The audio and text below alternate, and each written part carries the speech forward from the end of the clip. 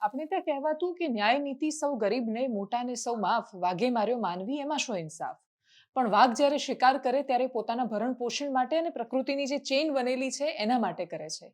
પણ જ્યારે કેટલાય લોકો આપણે ત્યાં પોતાની જાતને વાઘ માનીને ખુલ્લેઆમ ગુંડાગર્દી ફેલાવતા ફરવા માંડે, ત્યારે જે રાજ્યની કાયદો અને વ્યવસ્થા, જે રાજ્યની સિસ્ટમ પર આપણે ગર્વ કરીએ છીએ ઘણીવાર ઘણા બધા સંજોગોમાં, ત્યાં આપણને શરમ આવે છે. જ્યારે આપણી પાસે કોઈ બહારના દેશના નાગરિકો આપણી સામે આવીને ઊભા રહે અને વિદેશથી આવેલા લોકો આપણા દેશની સિસ્ટમ માટે એવું એક પરસેપ્શન માનીને બેઠા થઈ જાય કે અહીંયા તો પોલીસ ગુંડાઓને મદદ કરે છે, ગુંડાઓની સામે જો તમે કશુંક જુઓ છો અપરાધ અને એમાં તમે સાક્ષી બની જાઓ છો તો તમારી જિંદગી બરબાદ થઈ જાય છે, તો એ લોકો ક્યાં જશે? મારી સાથે સંતોષ નહેલાણી છે. એમના પત્નીનું નામ આલા છે અને આલા રશિયન સિટીઝન છે. અને એ લોકો અહીંયા સંતોષભાઈ અહીંયા ગુજરાતના છે, અમદાવાદના વતની છે. અને ખાસા વર્ષોથી એ લોકો કઈ બાબત પર સંઘર્ષ કરી રહ્યા છે, તો એમની સોસાયટીમાં એક તકરાર થઈ. એ સોસાયટીમાં એમણે એક વ્યક્તિને માર મારતા જોયો. માર ખાતા એ વ્યક્તિને જોઈને એમનો એવો વિચાર આવ્યો કે આ ઘટનામાં સીસીટીવી ફૂટેજ છે, અમારે બતાવવા જોઈએ. ગુંડો આવે છે, સીસીટીવી ફૂટેજ જબરદસ્તીથી ડિલીટ કરાવી દે છે. એ ડિલીટ કરાવી દે છે અને પછી પોલીસ જ્યારે તપાસ માટે આવે છે ત્યારે આ લોકો એવા ભ્રમમાં હતા કે પોલીસને તો સાચું કહેવું જોઈએ. અને એટલે જ એ લોકો પોલીસને સાચું કહે છે. પોલીસને સાચું કહીને ઘટનામાં સાક્ષી બને છે ને એના પછી આજ દિન સુધી એમના પર કેસની વણઝાર, એક્સટોર્શન એટલે કે ખંડણી માંગવી, એમના પત્નીને જાહેરમાં ધમકાવી અને એમના પત્નીની સાથે પોલીસે કરેલું ખરાબ વર્તન. આનાથી ખરાબ પરિસ્થિતિ શું હોઈ શકે? એમની સાથે હું આખી આ વાતચીત શરૂ કરીશ અને સ્ટ્રેટ ફ્રોમ હોર્સિસ માઉથ એમની પાસેથી જ સાંભળીશું. પણ એના પહેલા એકદમ સંક્ષિપ્તમાં વાત તમને એટલે કહી રહી છું કેમ કે પોલીસે જ્યારે મિસબિહેવ કર્યું ત્યારે આલાએ શું કર્યું? એમણે રશિયન એમ્બેસીમાં ફરિયાદ કરી. રશિયન એમ્બેસીએ પત્ર લખ્યા, વિદેશ મંત્રીએ પત્રો લખ્યા. અને એના પછી મેક્સિમમ શું થયું તો જે પોલીસ અધિકારી હતા એ વખતે અમદાવાદના સરદારનગર પોલીસ સ્ટેશનમાં એમની ટ્રાન્સફર થઈ. એના સિવાય કોઈ કશું જ ન થયું. એ લોકો આજે પણ પરેશાન છે. એ લોકો કોર્ટના ધક્કા ખાઈને, પોલીસ સ્ટેશનના ધક્કા ખાઈને, નેતાઓના ધક્કા ખાઈને, બધાના ધક્કાથી કંટાળીને આજે છેલ્લે અહીંયા આવ્યા છે. કોઈએ એમને કહ્યું હતું કે તમે અહીંયા જાઓ અને કદાચ તમારી વાત સંભળાશે. એ ભરોસા સાથે આવ્યા છે. એ ભરોસો અમારો નથી. એ ભરોસો આખા ગુજરાતનો છે, ગુજરાતની જનતા પરનો છે કે એ જનતા કે જેની અંદર સંવેદના શેષ છે, એ જનતા કે જેને ફરક પડે છે આજુબાજુની ઘટનાથી, એ લોકોને સાંભળીને પ્રશ્ન કરશે. અને સત્તા બીજા કશાથી નથી ડરતી, એ માત્ર પ્રશ્નોથી ડરે છે. સરદારનગર પોલીસ સ્ટેશનની વાત હોય કે બાકીના એ દરેક અધિકારીઓ કે જે એ ગુંડા તત્વોને છાવરી રહ્યા છે, એ લોકોને ખબર પડવી જોઈએ. ગુંડા તત્વો શબ્દ મેં કોના માટે વાપર્યો? એ વ્યક્તિનું નામ બાબા સિંધી છે. સરદારનગર પોલીસ સ્ટેશનના આખા વિસ્તારમાં એ કુખ્યાત છે. ક્રિકેટના સટ્ટા ચલાવે છે. આ મહાદેવ બેટિંગ એપ તમે બહુ સાંભળી રહ્યા છો ને, એ સિવાયની ઘણી બધી બેટિંગ એપ્લિકેશન, સટ્ટા રમાડતી એપ્લિકેશનની સાથે એમના ભાઈને બધા લોકો એક્ટિવ છે. પાણી માથા પરથી ગયું, સરકારી જમીન પચાવી પાડી ત્યારે આ બાબા સિંધીના ભાઈ પર પોલીસે ફરિયાદ કરી, લેન્ડ ગ્રેબિંગનો ગુનો નાખ્યો. પણ ક્યારે? જ્યારે પેલો વ્યક્તિ દુબઈ પહોંચી ગયો છે. એ વ્યક્તિ દુબઈમાં છે. હવે એના પર તમે લેન્ડ ગ્રેબિંગ કર્યું છે, કોઈ ફરક પડવાનો નથી. એનો નાનો ભાઈ આજે પણ અહીંયા આતંક મચાવે છે. પોલીસને ફોન કરીને જ્યારે મેં પૂછ્યું, આ લોકો આવ્યા તો અમે સીધા સ્ટોરી કરવા નથી બેઠા. પોલીસને પણ ફોન કર્યું. જે પોલીસે હજુ 2 દિવસ પહેલા આખા ગુનાની વિગત આપી છે, એમને મેં જ્યારે પૂછ્યું કે બાબા સિંધીના ગુનાહિત ઇતિહાસ વિશે તમારી પાસે શું માહિતી છે, ટ્રેક રેકોર્ડ કેવો છે, તો કહે છે મને કશી ખબર નથી, હું હમણાં નવો આવ્યો છું. પોલીસ બહુ જ નવી અને બિચારી છે. પોલીસ બહુ જ અલગ છે. પણ એના કારણે આ દેશની શું માનસિકતા આ લોકોના મગજ પર પડી રહી છે એમની પાસેથી જ વાત કરીશું. અને સૌથી પહેલા संतोष जी, सबसे पहले तो ये जानना है कि पूरा वाकया कैसे शुरू हुआ? आपने बताया कि कोई मारने आया, आपने देखा और उसके बाद ये सब शुरू हुआ.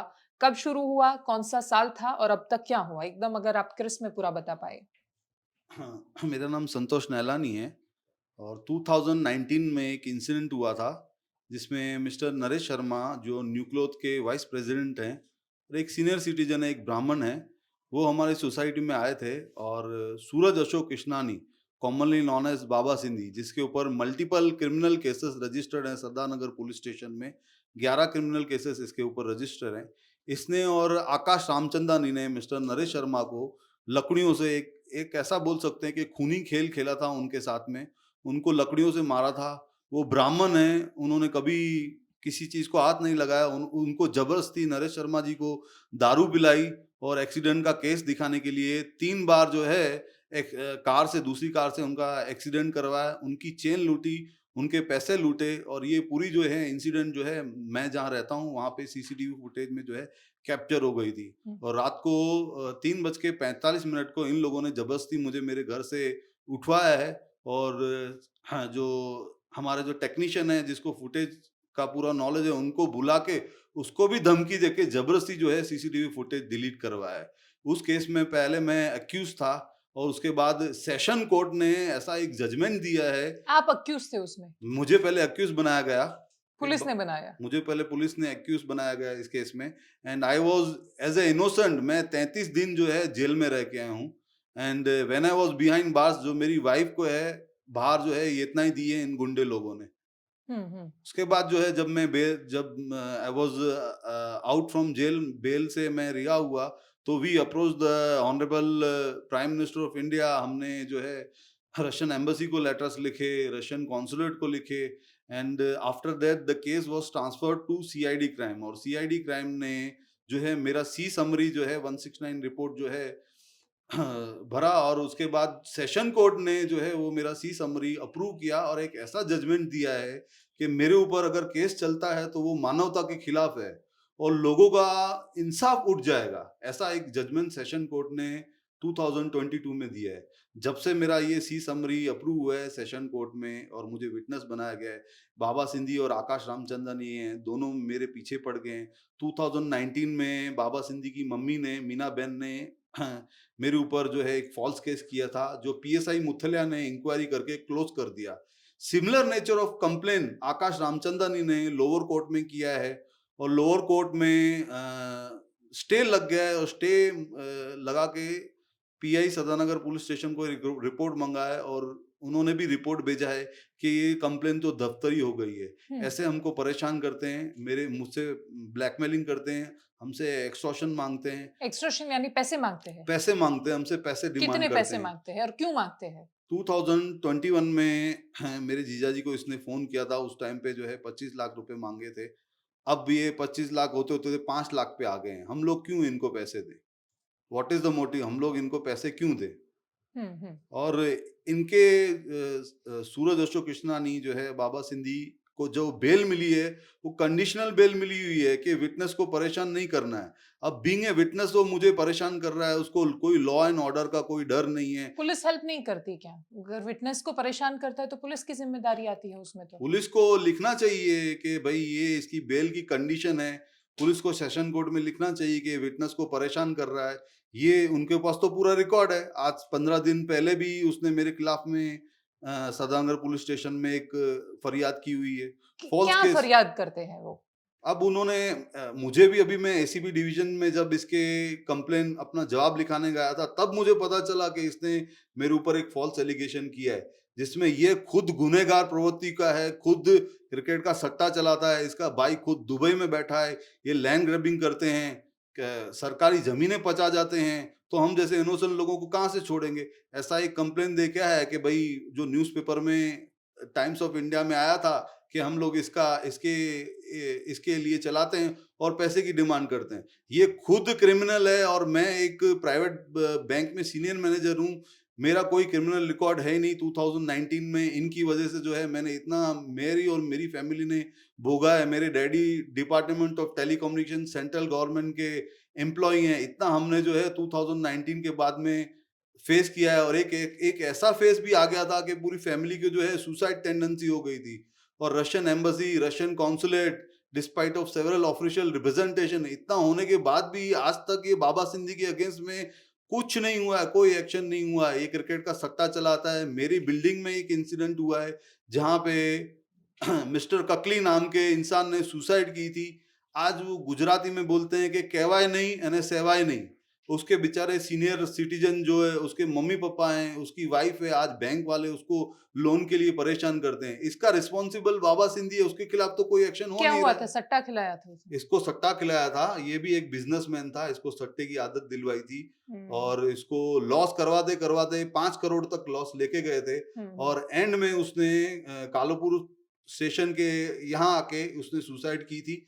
ये 2019 और 20 का इंसिडेंट है जिसमें कोई इंक्वायरी नहीं हुई और सुसाइड का एक केस जो है रजिस्टर हुआ। ये सुसाइड नहीं थी, पूरी हमारे एरिया को पता है। ये लोग इसको दाग धमकी देते थे, पैसे की वसूली करते थे, उसके बाद में इसने जबरदस्ती जाके सुसाइड की। हुँ। अब इसकी वाइफ अकेली है, वो कंप्लेन नहीं करेगी तो बाहर कहाँ से आएगा। उसके मम्मी पापा सीनियर सिटीजन है, आज भी आईसीआईसीआई बैंक वाले उनको परेशान करते हैं। तो जो पूरा रिस्पॉन्सिबल पर्सन है वो तो बाबा सिंधी है, उसके उसका भाई है, उसके खिलाफ तो कोई एक्शन लिया नहीं जाता। उसका भाई दुबई से ऑपरेट कर रहा है और यहाँ पे जो पैसे नहीं देता है सूरज अशोक कृष्णानी, बाबा सिंधी उसको खुलेआम धमकी देता है। उसके बाद भी कोई उसके अगेंस्ट में कुछ एक्शन होता नहीं है। मैं आला से बात करना चाहूंगी। आप हिंदी समझते हैं? अच्छा, आला, मुझे ये समझना है कि पूरा खेल शुरू हुआ जब इन्होंने, आपके हस्बैंड ने विटनेस बनने की कोशिश की। उन्होंने बोला कि कुछ गलत हुआ है तो मैं सच बता दूंगा पुलिस को। उसके बाद मैंने रशियन एम्बेसी का आपने जो लेटर दिखाया वो भी देखा। उसमें लिखा है कि गुजरात पुलिस ने मिसबिहेव किया आपके साथ। क्या हुआ था उस वक्त? एक्चुअली क्या हुआ था, नवरात्रि चल रहा था। नवरात्रि चल रहा था। जेल वो ओके, टाइम पे हाँ। नवरात्रि था एंड आया था गुस्साई एंड मेरे को बाहर बुलाया था, गेट के बाहर जेंट्स के सामने। गरबा चल रहा था, थोड़ा आ गया एंड वो बाहर बुलाया था कि उसको बुलाओ। और ऐसे उसका intention as woman I understand कि इंटेंशन सही नहीं था, हंसता रहता था ऐसा। If you want some give some good, say something good, okay, कुछ अच्छा बोलना है, घर पे आओ, पेरेंट्स के साथ बात करो। मेरे को जेंट्स के सामने, इतनी लोगों के सामने बुलाने का क्या जरूरत था? मैं तो बहुत घबरा गई उसी टाइम। और फिर आपने कंप्लेन की? फिर हमने यस, जब भी संतोष ने बाहर निकला, हमने उसको बेल पे निकाला, फिर हम लोगों ने सबने कम। आपको पुलिस प्रोटेक्शन मिला हुआ है ना? मुझे मिला है पुलिस प्रोटेक्शन, पर मैम देखो बात ये है कि प्रोटेक्शन है मेरे पास, लेकिन इट्स नॉट प्रोटेक्शन फ्रॉम विस फॉल्स केसेस। बेटी है मेरी, वो भी ट्यूशन जाते, स्कूल जाते, मैं भी कभी बाहर जाती हूँ, तो सोचने की बात है। घर तो नहीं बैठेगी ना पूरा टाइम। प्रोटेक्शन तो फुल होना चाहिए ना, जिससे ये लोग कुछ भी नहीं कर पाए मेरे ऊपर। इतनी आप विश्वास नहीं करोगे, इतनी मैं 18 ईयर्स से इंडिया में हूँ and I so much love this country, I enjoy every festival, everything. कभी हमारे साथ ऐसे नहीं हुआ कि मैं उदास होके बैठू, ये क्या हुआ जो 2019 से चल रहा है। एब्सोल्युटली मैं मानती हूँ कि मेरे सेकंड होम ऑफ कोर्स, पर जब ये सब हो रहा है, you know, it's you like oh my God, कैसे? पुलिस के लिए आपके दिमाग में क्या छवि बनी है? क्या सोचते हैं आप पुलिस के बारे में? क्या बोलूं मैं क्या सोचती हूँ पुलिस के बारे में कि यूसीसी करंट सिचुएशन क्या होता है हमारे लाइफ में। मदद तो फुल होना चाहिए, पर नहीं हो रहा है। मदद तो वो होता है वो लोगों को, हमको नहीं। लोग जो सच इंसान है, जो कभी कुछ गलत नहीं किया लाइफ में, इन लोगों को प्रोटेक्शन और सब पूरे मदद होना चाहिए, इवन फ्रॉम गवर्नमेंट भी। मैं बाहर क्यों, सबसे पहले तो मुझे होना चाहिए, और ये सब गलत होता है मेरे साथ, मेरी फैमिली के साथ, ये तो सही नहीं है। अब आप जैसे संतोष जी, ये एक जो समझ में आ रहा है मुझे कि बाबा सिंधी को पुलिस से मदद मिल रही है। बहुत सारे ऐसे लोग हैं कि जो इन्फ्लुएंस कर रहे हैं पूरी सोसाइटी में। हाँ। वो लोग भी उसी को मदद करते हैं, क्योंकि अगर कोई इतना बड़ा क्रिकेट का सट्टा चलाता है, बैटिंग चलाता है, उसके बाद उसके साथ कुछ नहीं होता, इतने लोग परेशान होते हैं उसके बाद भी उसके, क्योंकि उन्होंने मुझे कुछ पेपर कटिंग्स भी दिखाई जिसमें बहुत क्लियरली मेंशन था, वहाँ फोटोज है बाबा सिंधी की। वो हमारे क्रिकेटर्स को मिलता है आईपीएल में बैटिंग के लिए ही, उनको उनके ऊपर उसी का केस भी हुआ है ना?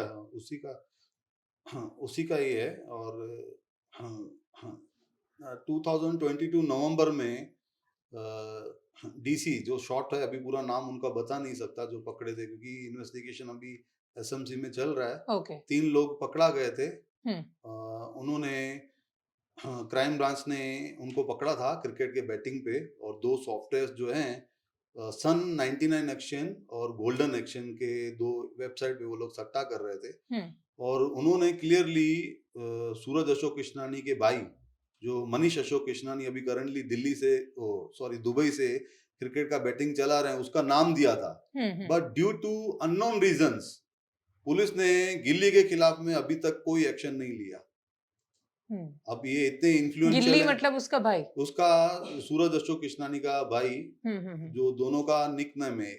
सूरज अशोक कृष्णानी का निकनेम है बाबा सिंधी, उसको वो लोग बाबा सिंधी के नाम से जानते हैं। और उसका भाई है मनीष अशोक कृष्णानी, जिसको गिल्ली के नाम से जानते हैं। आपके पास से पैसे क्यों मांग रहे हैं वो? मतलब पैसे देंगे तो वो क्या, मतलब आप क्या करेंगे वो आपको? वो फॉल्स केसेस जो है वो बंद बंद अच्छा, मतलब बंद कर परेशान देंगे, करना बंद कर परेशान देंगे करना अगर हमको पैसे बंद कर दोगे। देंगे। हाँ, और ये जिस उनका केस इंटेंशन, और उनका मेन इंटेंशन यही है कि जिस केस में मैं विटनेस हूँ मिस्टर नरेश शर्मा के, और कोर्ट में जाके इनके खिलाफ मैं बयान ना दूं। मेन तो उनका इंटेंशन वही है। सेकंड आती है पैसों की बात, कि हमको परेशान ना करें। तो मतलब आपको लगता है कि 2019 में अगर आपने किसी केस में विटनेस बनने को ना चुना होता तो आपके हाँ, साथ ये सब नहीं होता? मेरे साथ ये सब नहीं होता था। जब से मैं उसमें विटनेस बना हूं तब से ये लोग मुझे परेशान करना शुरू कर दिया है। बिल्कुल एब्सोल्युटली आप सही बता रहे हैं। उससे पहले एक भी केस हुआ था आपके ऊपर? नहीं, उससे पहले मैंने कभी अपने जीवन में पासपोर्ट के सिवा पुलिस स्टेशन में पैर भी नहीं रखा था। और ये केस होने के बाद में मैं पुलिस स्टेशन में पता नहीं कितनी बार गया, कोर्ट में पता नहीं कितनी बार धक्के खाए हैं। मेरा जो कैरियर है वो भी इनकी वजह से स्पॉइल हुआ है, क्योंकि ये लोग तो क्रिमिनल लोग हैं, इनको कुछ फर्क नहीं पड़ता। ये एक रिकॉर्डिंग है जिसमें मेरे जीजा जी को बाबा सिंधी बोल रहा है कि मैं तो भाई बचपन से ही जेल गया हूँ, तो मुझे तो उनको उनको तो कुछ फर्क नहीं पड़ता।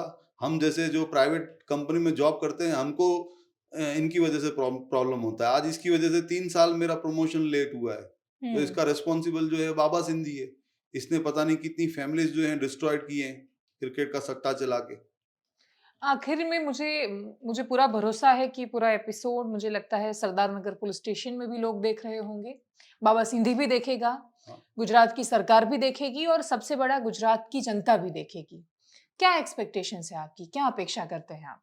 हाँ, अब मेरी गवर्नमेंट से यही एक्सपेक्टेशन है कि हम लोग उसके खिलाफ में बार बार क्यों करें, वो हमको परेशान कर रहा है। जबकि वो खुद सरकार की जमीन को इलीगली, जो श्री सरकार की जमीन है, जो ऑलरेडी एक बार टूटी हुई है, आज श्री सरकार की जमीन पे कोई पानी का बोतल भी नहीं रख सकता है। उस पे ये पूरा कॉम्प्लेक्स बना देता है 2 माले का, गगन एवेन्यू का। वो 2020 में डेमोलिश हो जाती है, और उसी जगह पे वो वापस दोबारा 10 दुकानें बनाता है, वहां पे भाड़े ओहो! खाता है।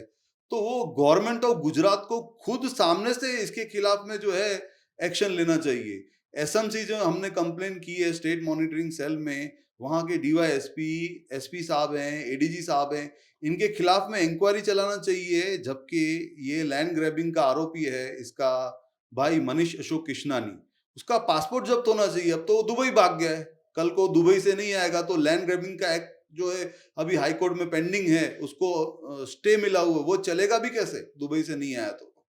तो government should take initiative against them. हम तो नॉर्मल सिटीजन है, हम लोग उनसे लड़ नहीं पाएंगे, उनका पूरा गैंग है। गवर्नमेंट को खुद एक इनिशिएटिव लेना चाहिए कि गवर्नमेंट की लैंड के ऊपर ये कब्जा कर रहे हैं, इलीगल बैटिंग का बिजनेस कर रहे हैं, जिसमें कितने सारे लोगों ने जो है अपनी जान गंवाई है। अपने सीनियर सिटीजन जिनका एक ही सहारा है, वो सहारा चला जाएगा तो वो बेचारे कमाएंगे क्या, खाएंगे क्या? ऐसे मेरी जो है गवर्नमेंट से रिक्वेस्ट है। और I am thankful to Gujarat government, at least मेरी वाइफ को जो है पुलिस प्रोटेक्शन दिया हुआ है। इसी वजह से मैं I am thankful to Gujarat government. છેલ્લે આખી આ ચર્ચાને એ વાત પર પૂરી કરવી છે કે આટલા બધા એપિસોડ્સ, એટલે જેમ કે અમે એક વિરમગામના એક મહિલા અમારી પાસે આવ્યા હતા, સોનલબેન જોશી, અને એમના પતિની ખુલ્લેઆમ હત્યા થઈ ગઈ, અને એના પછી અત્યારે આવું ખુલ્લા ફરે અને કશું જ ન થયું. એટલે આવા એપિસોડ્સ બતાવ્યા પછી દરેક વખતે અમને એવી અપેક્ષા નથી હોતી કે કશુંક બદલાય, પણ હા, જનમાનસમાં એની અસર પડવી જોઈએ. લોકો જો અવાજ ઉઠાવે છે તો ઘણો બધો ફરક પડતો હોય છે, અને એટલા જ માટે આ કેસમાં પણ કોઈ ગુંડો રાજ્યની કાયદો અને વ્યવસ્થા કરતા મોટો ન હોઈ શકે, કોઈ ગુંડો રાજ્યની સરકાર કરતા મોટો ન હોઈ શકે, અને એ સાબિત કરવાનો આ સમય છે. નમસ્કાર.